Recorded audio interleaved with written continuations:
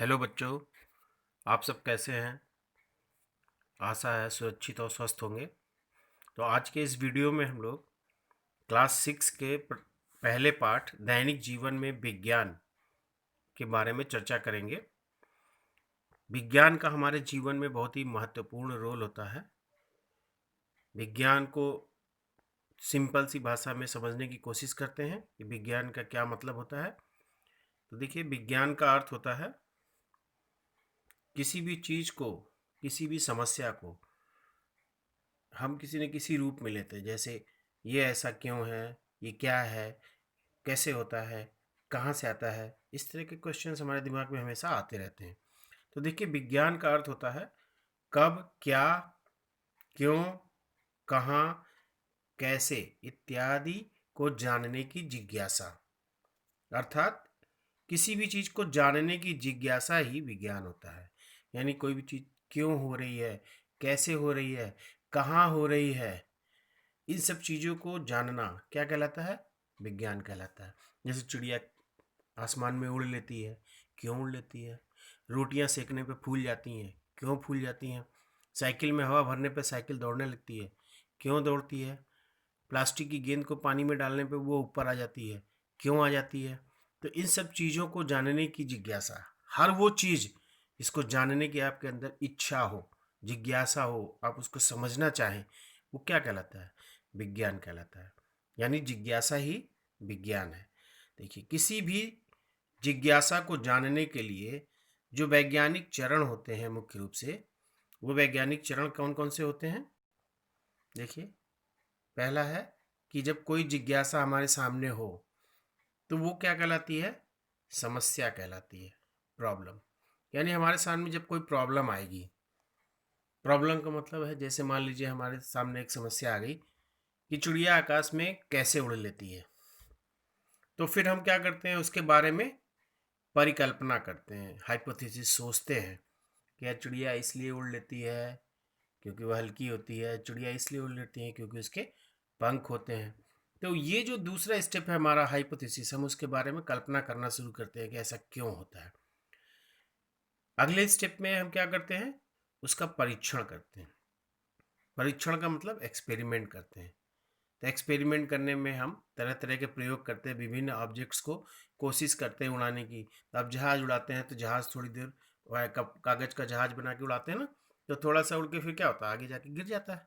लेकिन चिड़िया क्या है? अब चिड़िया के बच्चों को आपने हाथ में पकड़ कर उड़ाया होगा, धीरे धीरे कूदते हैं, फुदकते हैं, उसके बाद धीरे धीरे उड़ना सीखते हैं। तो कई तरह के प्रयोग हम अपनी समस्या को सॉल्व करने के लिए करते हैं।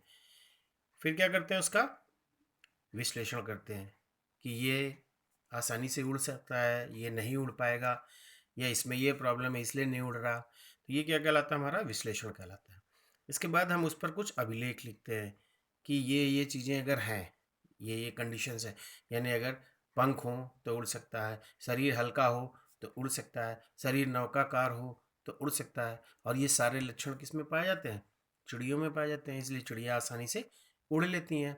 लेकिन मनुष्य में ये सब नहीं पाया जाता है, तो मनुष्य उड़ नहीं सकते हैं। लेकिन ये सारी चीज़ें अगर मनुष्य के अंदर भी कर दी जाएं तो क्या होगा? वो भी उड़ने लग जाएंगे। ठीक है। तो अंत में हम क्या निकालते हैं? निष्कर्ष निकालते हैं, हमारा रिजल्ट क्या है। यानी इस सारे प्रोसेस को करने के बाद अल्टीमेटली हम रिजल्ट निकालते हैं कि ये ऐसा इसलिए होता है। यानी चिड़िया आकाश में उड़ती है तो किस कारण से उड़ती है, उसका निष्कर्ष हम लास्ट में लिखते हैं। तो ये सब वैज्ञानिक चरण कहलाते हैं। तो ये मुख्य 6 चरण होते हैं, आपको इन्हें ध्यान रखना है। चलिए देखिए आगे।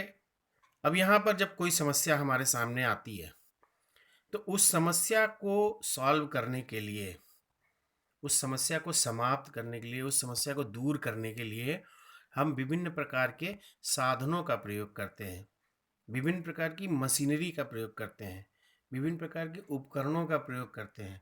और ये सारे उपकरण और मशीन क्या कहलाते हैं? इसको हम एक सामान्य रूप में या कॉमन रूप में कह सकते हैं प्रौद्योगिकी।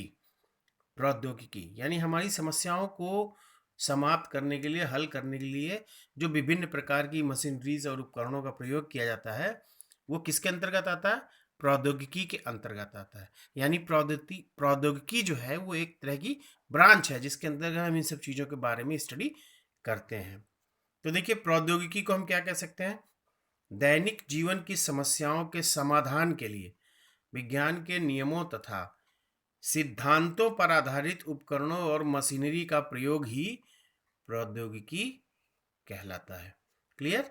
यानी विज्ञान के नियमों का प्रयोग करते हुए और समस्याओं को सॉल्व करने के लिए जो विभिन्न प्रकार की मशीनरीज बनाई जाती हैं, विभिन्न प्रकार के इंस्ट्रूमेंट बनाए जाते हैं, यंत्र बनाए जाते हैं, उपकरण बनाए जाते हैं, वो सब किसके अंतर्गत आता है? प्रौद्योगिकी। विज्ञान के विभिन्न प्रकार के क्षेत्रों में विभिन्न प्रकार की मशीनरीज का यूज होता है। जैसे मान लीजिए, बुखार नापने के लिए हम क्या करते हैं? थर्मामीटर का इस्तेमाल करते हैं। थर्मामीटर से हम बुखार नाप लेते हैं कि हमारी बॉडी का टेम्परेचर कितना है। खाना हमको जल्दी पकाना होता है तो हम क्या करते हैं? प्रेशर कुकर का इस्तेमाल करते हैं। तो प्रेशर कुकर क्या है? एक तरह की मशीन है, मशीनरी है जो हमारी समस्या को सॉल्व कर रही है। हमको यहाँ से अगर दूर जाना है, मान लीजिए हमको यहाँ से भैंसा बाजार जाना है, हमको यहाँ से गोरखपुर जाना है, तो हम क्या करते हैं? साइकिल, मोटरसाइकिल या किसी मशीनरी का इस्तेमाल करते हैं और जो काम 2 घंटे में होना है वो आधे घंटे में, पौन घंटे में करके चले आते हैं। तो ये सब किसकी देन है? ये सब विज्ञान और प्रौद्योगिकी की देन है। तो देखिए, विज्ञान के जो विभिन्न प्रकार के क्षेत्र हैं, किन किन क्षेत्रों में विज्ञान का, तो हर क्षेत्र में, सोने से लेके उठने से लेके सोने तक हर क्षेत्र में उसका इस्तेमाल और योगदान होता है। विज्ञान के विभिन्न क्षेत्र तथा प्रौद्योगिकी के बारे में थोड़ा सा हम देखते हैं, कुछ क्षेत्रों के बारे में और उसकी प्रौद्योगिकी के बारे में। तो देखिए, यहाँ पर ये हमने एक चार्ट लगाया हुआ है आपके सामने, जिसमें क्रम संख्या 1 पे देखिए, क्षेत्र क्या है? भोजन के क्षेत्र में, यानी खान पान। भोजन के क्षेत्र में पहले हम लोग परंपरागत रूप से या पुराने समय में मिट्टी या के चूल्हे का या मिट्टी के पारंपरिक बर्तनों का इस्तेमाल करते थे। और क्या करते थे? धातुओं से निर्मित बर्तन, जैसे लोहे से बनी हुई कढ़ाइयाँ, ये सब बर्तनों का प्रयोग किया जाता था। अब वर्तमान में क्या हुआ? अब मिट्टी के चूल्हे में क्या है? मान लीजिए कोई आया, मिट्टी का चूल्हा फूट गया, तो अब हम परेशान। तब क्या हुआ? मिट्टी के चूल्हे उल्हे की जगह पर अब क्या इस्तेमाल करते हैं? गैस चूल्हा। खाना पकाने के लिए क्या करते हैं? विद्युत ओवन का प्रयोग करते हैं, सोलर कुकर का प्रयोग करते हैं, प्रेशर कुकर का प्रयोग करते हैं और स्टील के बर्तनों का प्रयोग करते हैं। पहले कौन से बर्तन यूज करते थे? मिट्टी के पारंपरिक बर्तन, धातुओं से बने हुए बर्तन। और अब क्या करते हैं? स्टील के बर्तन, नॉन स्टिक बर्तन, यानी कितना खाना बना लो, उसमें खाना बनाने वाली चीज़, जो भी चीज़ हम उसमें बना रहे हैं वो उसमें चपक नहीं सकती है, चिपकती नहीं है। इंडक्शन चूल्हे का प्रयोग करते हैं। तो ये सब किसकी देन है? ये सब विज्ञान की देन है। क्लियर? दूसरा क्षेत्र हमारा क्या है? कृषि, खेती, जिसके बारे में हम सभी लोग बहुत अच्छे से परिचित हैं। तो खेती के लिए पहले जो परंपरागत प्रयोग होते थे वो क्या क्या होते थे? हल, बैलों का प्रयोग, कुओं का प्रयोग, रहट का प्रयोग, नहरों का प्रयोग, गोबर की खाद का प्रयोग। अब वर्तमान समय में क्या होता है? बैलों की जगह पे क्या यूज करते हैं? ट्रैक्टर। कुओं की जगह पे क्या यूज कर रहे हैं? नहरें, ट्यूबवेल, रासायनिक खाद, कीटनाशक दवाइयाँ, उच्च कोटि के उन्नत बीजों का प्रयोग करते हैं। क्लियर? तीसरा देखिए, विज्ञान के क्षेत्र में यातायात। यातायात क्या होता है? अगर हमें एक जगह से दूसरी जगह जाना है तो हम विभिन्न प्रकार के साधनों का प्रयोग करते हैं। पहले क्या था? हम लोग पैदल चले जाते थे क्योंकि तब कोई साधन नहीं हुआ करते थे।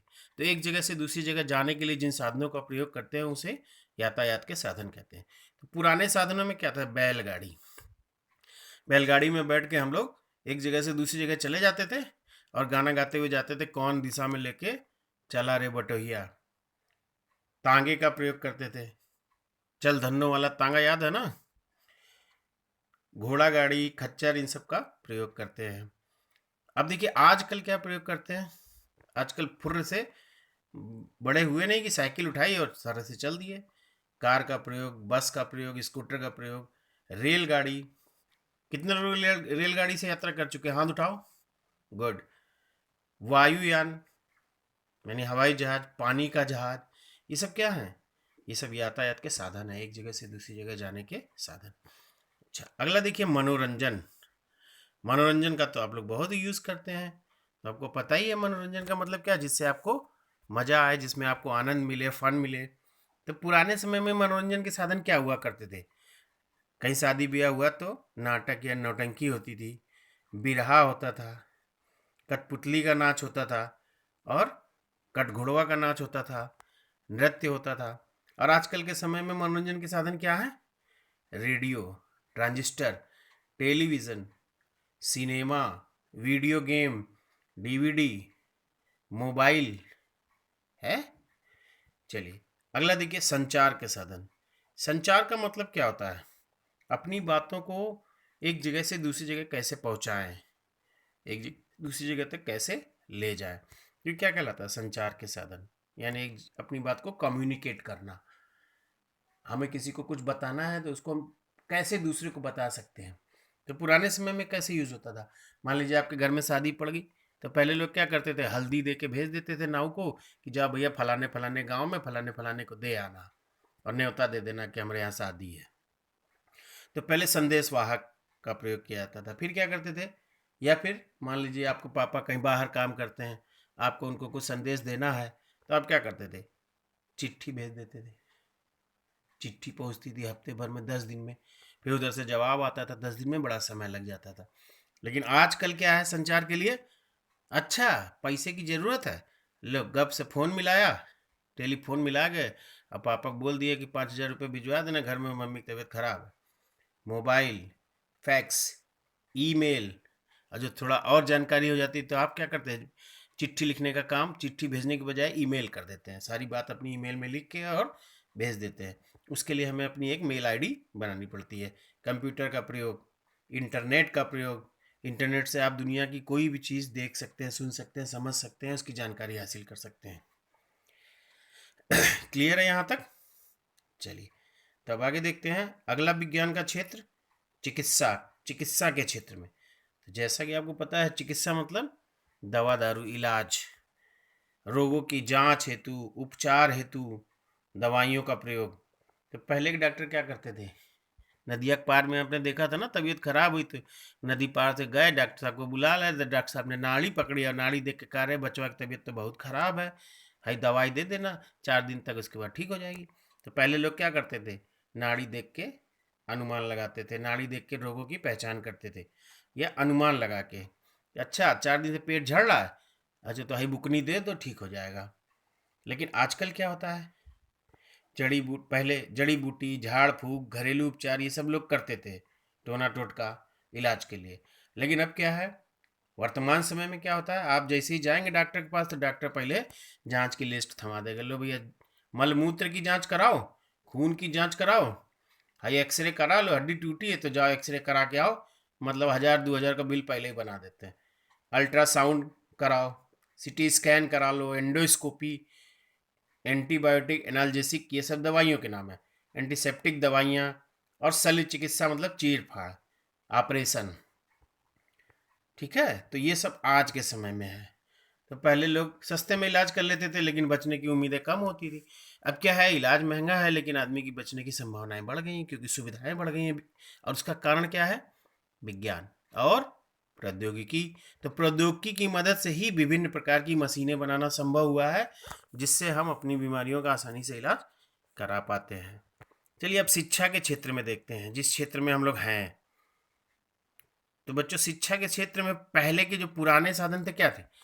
पहले गुरुकुल प्राणी थी, आपने देखा होगा रामायण में भगवान राम अपने चारों भाइयों के साथ, भगवान राम अपने तीनों भाइयों के साथ, सॉरी, राम लक्ष्मण भरत शत्रुघ्न कहाँ जाते थे? गुरु के आश्रम में जाते थे, वहीं रहते थे, साल भर वहीं पढ़ाई करते थे। जब शिक्षा पूरी हो जाती थी तो अपने राजमहल वापस आते थे। तो पहले गुरुकुल सिस्टम हुआ करता था। विद्यालयों में शिक्षकों द्वारा पारंपरिक ढंग से अध्ययन होता था, बैठा दिए, सबको लाइन से बैठाते थे और श्लोकों को, मंत्रों को और जो भी चीज़ें होती थी उनको क्या कराते थे? याद कराते थे, बार बार याद कराते थे। लिखने के साधन तो थे नहीं इतने, इसलिए सारी चीज़ों को याद करा दिया करते थे। और आज के समय में क्या है? Overhead projector. आपको कुछ देखना है, दिखाना है, तो एक प्रोजेक्टर लगा दिया, प्रोजेक्टर से वो चला दिया, आपको जो भी चीज़ें देखनी है आप सीधे बड़े पर्दे पर देख रहे हैं।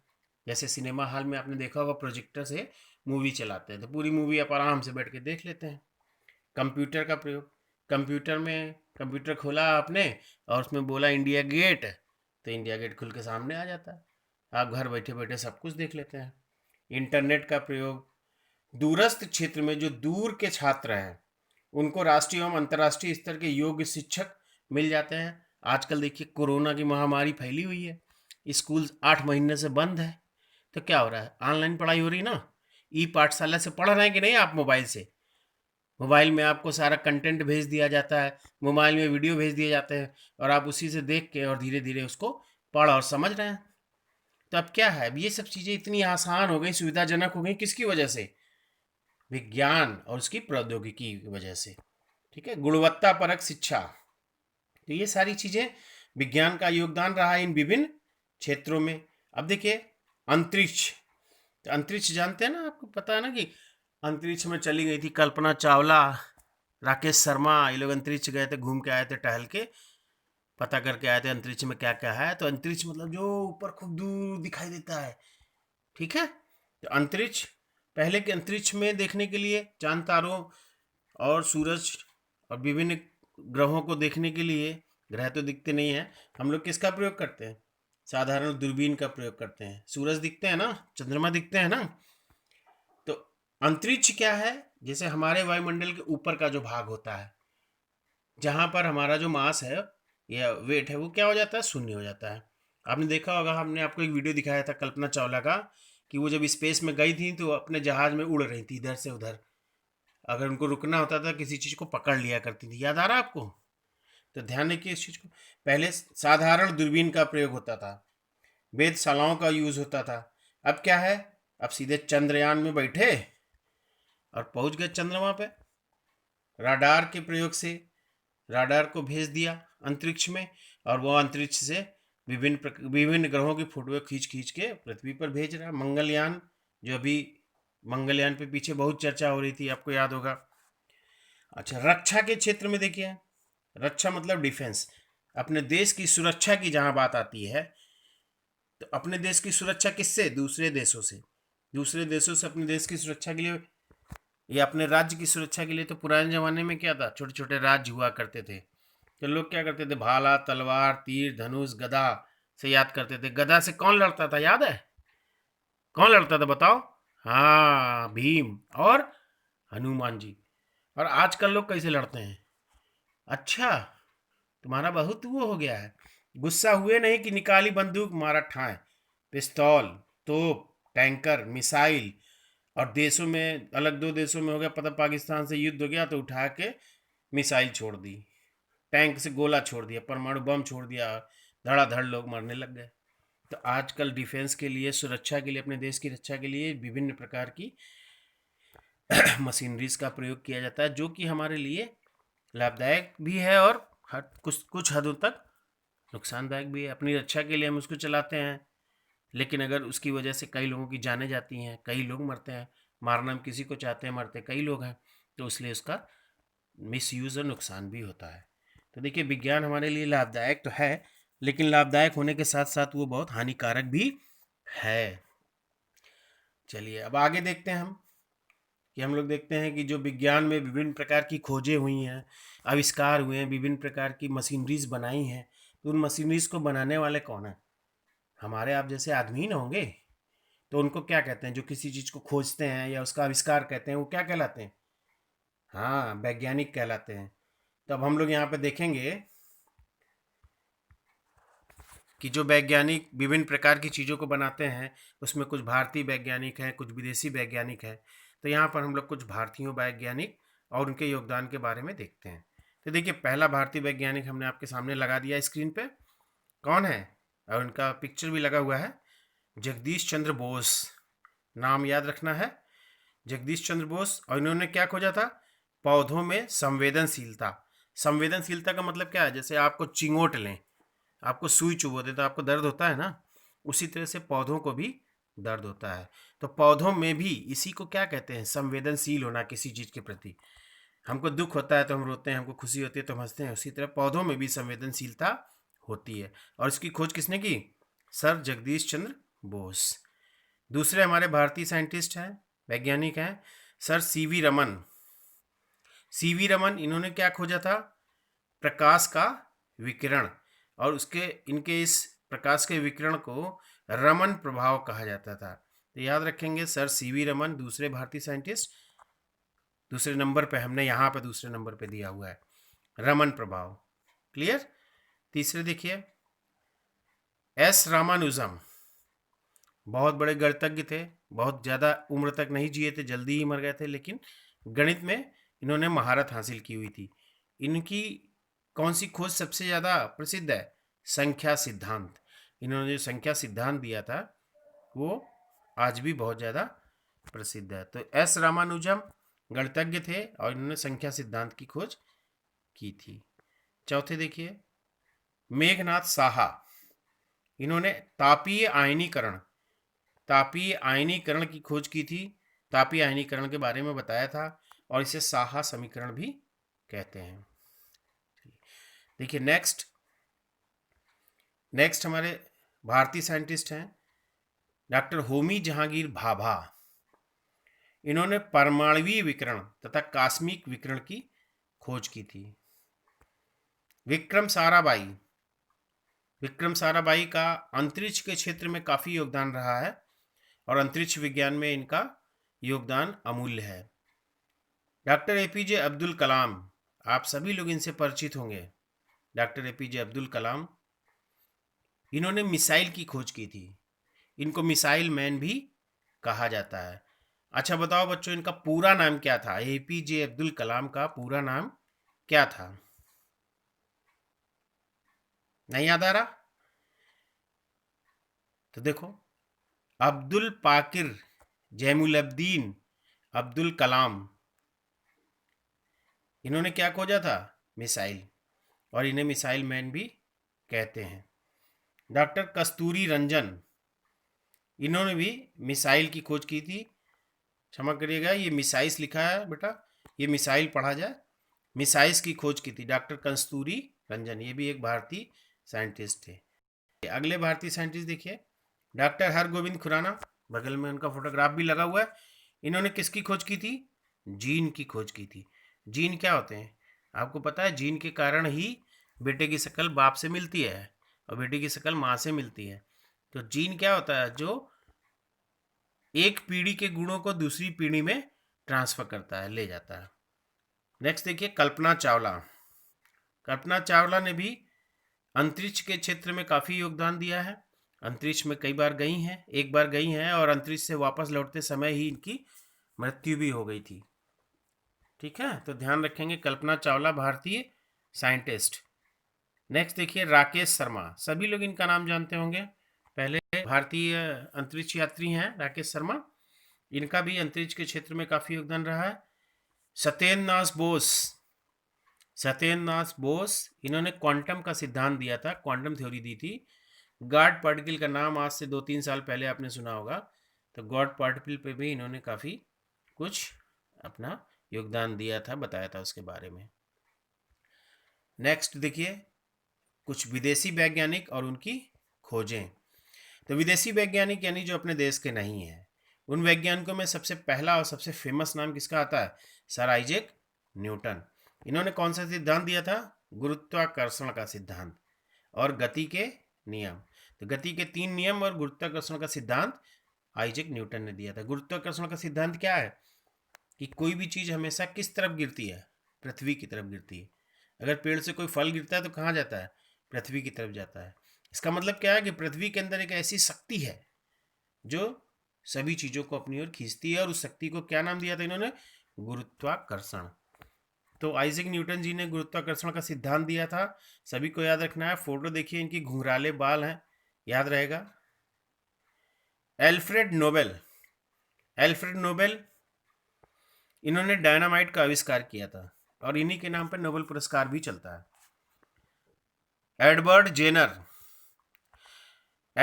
जेनर, जेवर लिख गया है इसको, जेनर, एडवर्ड जेनर पढ़ना है आपको, जेनर। ठीक है, इन्होंने चेचक के टीके का आविष्कार किया था। नेक्स्ट है अलेक्जेंडर फ्लेमिंग ने पेंसिलिन नामक एंटीबायोटिक दवा का निर्माण किया था, बनाया था। तो ध्यान रखेंगे इसको। नेक्स्ट है मैडम क्यूरी। मैडम क्यूरी, इन्होंने रेडियम और पोलोनियम नामक रेडियो एक्टिव तत्वों की खोज की थी। रेडियो एक्टिव तत्व क्या होते हैं, आपके दिमाग में आ रहा होगा। तो रेडियो एक्टिव तत्व वो होते हैं, वे तत्व जिनके नाभिक अपने आप विघटित होकर तीन प्रकार की खतरनाक किरणें, अल्फा बीटा गामा किरणें निकालते हैं स्वतः विघटित होकर। वो क्या कहलाते हैं, रेडियो एक्टिव तत्व कहलाते हैं। नेक्स्ट देखिए, गैलीलियो गैलीली, मोटे से हैं, देख के आपको पहचान में आ जाएंगे। दाढ़ी है खूब लंबी सी और हाथ में दूरबीन लिए हुए हैं, सॉरी टेलीस्कोप लिए हुए हैं। तो देखिए गैलीलियो गैलीली ने किसकी खोज की थी, टेलीस्कोप की। थॉमस अल्वा एडिशन, सभी ने इनका नाम सुना होगा, थॉमस अल्वा एडिशन। इन्होंने ग्रामोफोन तथा विद्युत बल्ब का आविष्कार किया था, जिस बल्ब के नीचे बैठ के हम लोग पढ़ते हैं। गुगली एल्मो मार्कोनी, इन्होंने रेडियो का आविष्कार किया था। मार्कोनी, तो नाम याद रखना है आपको, इन्होंने क्या डिस्कवर किया है वो याद रखना है। नेक्स्ट है अलेक्जेंडर ग्राहम बेल। तो अलेक्जेंडर ग्राहम बेल, इन्होंने टेलीफोन का आविष्कार किया था। टेलीफोन से हमको क्या फ़ायदा होता है कि हम घर बैठे बैठे कहीं भी बात कर लेते हैं। चार्ल्स बेबेज, चार्ल्स बेबेज ने आधुनिक युग में क्रांति ला दी, किसका आविष्कार करके, कंप्यूटर का आविष्कार करके। फिर देखिए जॉन लोगी बियर्ड, इन्होंने टेलीविज़न का आविष्कार किया। हम लोग टेलीविज़न बैठ के देखते हैं ना, सास बहू की कहानियाँ, तो टेलीविज़न का आविष्कार किसने किया था, John Logie Baird. Albert Einstein, बहुत फेमस है अल्बर्ट आइंस्टीन। आपने इनकी कहानी पढ़ी होगी कि बचपन में पढ़ने में बड़े कमज़ोर थे, इनको स्कूल से निकाल दिया गया था। तो इनकी माता ने इनको खूब पढ़ाया था, खुद घर पर बैठ के पढ़ाया था। तो घर की शिक्षा से ही ये बाद में बहुत बड़े साइंटिस्ट बने।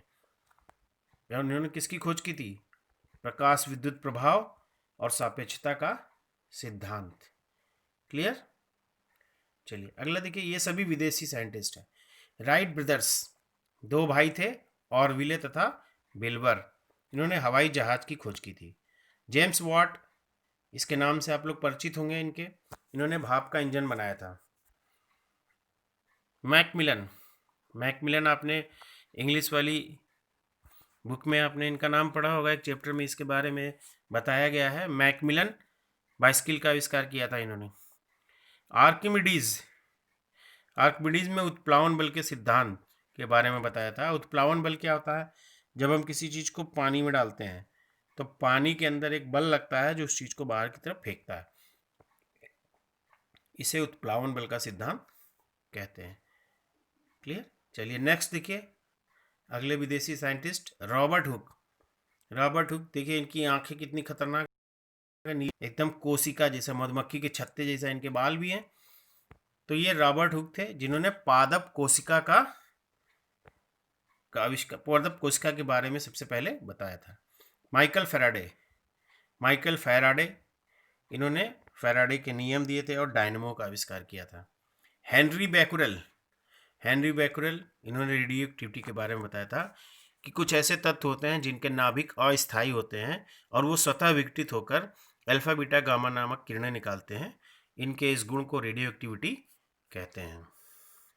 Karl Landsteiner, Karl Landsteiner ने रक्त समूह के बारे में बताया था। रक्त समूह क्या है, हमारे शरीर में जो ब्लड ग्रुप्स हैं, जैसे आप ब्लड ग्रुप टेस्ट कराते हैं ना, कौन कौन से ब्लड ग्रुप हैं, ए बी, ए बी और ओ। तो ये चारों ब्लड ग्रुप्स के बारे में बताया था कार्ल लैंड स्टीनर ने। तो बच्चों ये हमारा पहला पार्ट था, दैनिक जीवन में विज्ञान। आशा है आपको कुछ समझ में आया होगा और अच्छा भी लगा होगा। तो इसको एक दो बार देखिएगा और जो भी इसमें पॉइंट्स हमने बताए हैं उनको याद करना है आपको। इस पर बेस्ड क्वेश्चनरीज हम बाद में डालेंगे, तो अभी फ़िलहाल आपको इसे वीडियो को देखना और समझना है अच्छे से और साइंटिस्टों को याद करना है। अगर आपको ये वीडियो अच्छा लगा हो तो इसको लाइक, शेयर और सब्सक्राइब करना मत भूलिएगा। धन्यवाद।